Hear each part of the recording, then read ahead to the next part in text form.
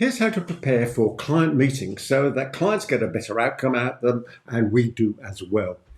There's two types of client meetings that we can actually undertake. And the first one is a sales client meeting, where we're meeting with a client perhaps for the first time, maybe from a lead that we've generated by our various bits of marketing, could be a referral. And we're finding out from the client what it is they're trying to achieve, and then we're positioning what it is that we do so that those two match together. The second type, obviously, is the delivery or the intervention, when we're helping a client get from where they are to where they want to go. And it's that second one that I want to concentrate on in this particular video. Now, here's a couple of quotes when it comes to preparation. The first one is from Harvey Mackay, which is basically dig your well before you're thirsty. We'll talk more about that when we're talking about sales meetings. But the second one, which is supposed to be an old FBI expression, which is the 6 P's principle. And the polite version of that, of course, is proper planning prevents particularly poor performance. There is a slightly less polite version of it, which I won't bother mentioning on this video. So proper planning prevents particularly poor performance. And it's that I want to talk about today because I've been working on prep for client meetings probably over the last 30 years. And then over the last couple of years, I've changed everything. And in fact, I've been working in GoodNotes on my iPad so that I can keep all of my client meeting notes, agendas, etc. in the same place. And it's very easy for me to go back and refer to them. So when it comes to a client meeting, what we need is an agenda. Now, there's a specific item on the agenda which most people don't use. I'm going to mention it for a minute or two, but it's made a real difference to my client meetings. So basically, the agenda is finding out where the client has come to this particular point in time. In other words, what's been happening since we last met, whether that was the last meeting that we had or whether that was the sales and engagement meeting that we had. So what's been happening, in other words, an update. Then where are they now?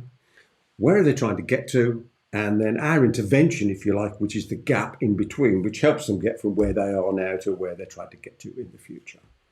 Now, there's a really important question that we need to answer. I believe that this should be item number 1 on your agenda, which comes after all the chit-chat about how are you, what's the journey like, would you like a cup of coffee, isn't the weather fantastic or terrible, or, what's the state of the economy, and all the usual rapport building and stuff that happens at the start of a meeting.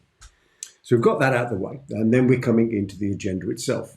And you may have heard me talk before about how we use an agenda. I've been thinking about our meeting and I've prepared an agenda and we go on from there. But then this item number 1 on the agenda, which I simply have as a point 1 and a big question mark and an arrow. Did you notice when I said question mark there, I actually did a Q sign because in my mind, Q and question actually works in the same way and I use that in my notes. So I have a question mark or a Q that points in fact then to the question. And here is the question. I'll tell you why we use it. This is the question that we ask our clients at the start of the meeting, which is, what has to happen for you to consider our meeting was a resounding success? What has to happen for you to consider our meeting was a resounding success? Now, the reason that I asked this question at the start of the meeting is this.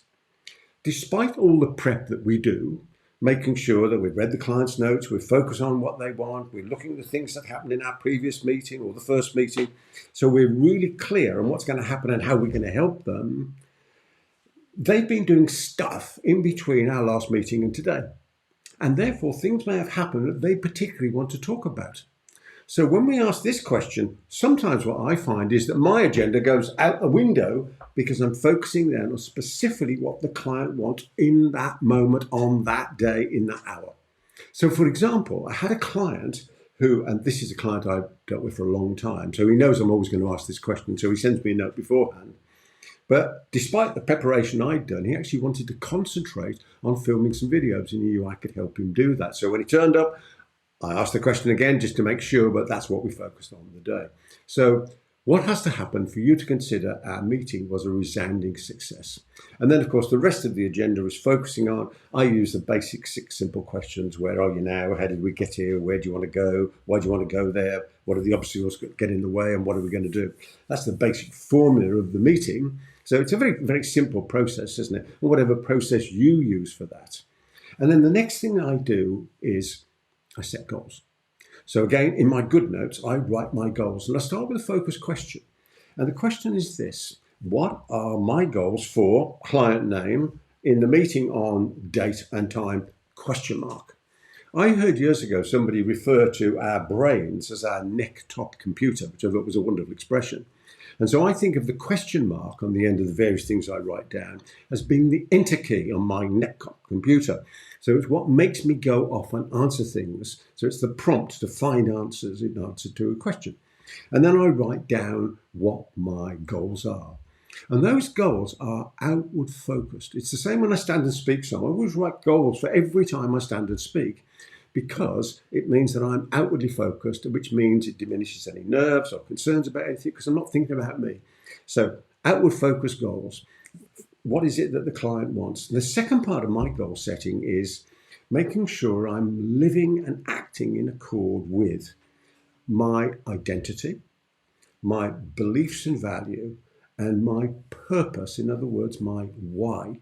Because I know that if I'm focused and make sure in my goals that I'm focused in those areas, then I'm going to be outwardly focused and I'm living in the right way. Next, I'm going to make a difference in the world because that's what we do, and that's what you and I do, and then I sign them. And I sign them in a strange way. And the way that I sign them is in 4 little ways. And I say, having written the goal out, I write, I am, I will, I do, I have, and I sign it and date it. Now that will, do, have, and I am, I do it for a reason. And the I am is confirming that I'm acting in accord with my identity. In other words, as you may have heard me say before, people will never consistently do who they aren't. And the flip side of that, people will consistently do who they are. So I want to make sure that whatever I'm setting up to do is in alignment with my identity, because then it makes it easy to do.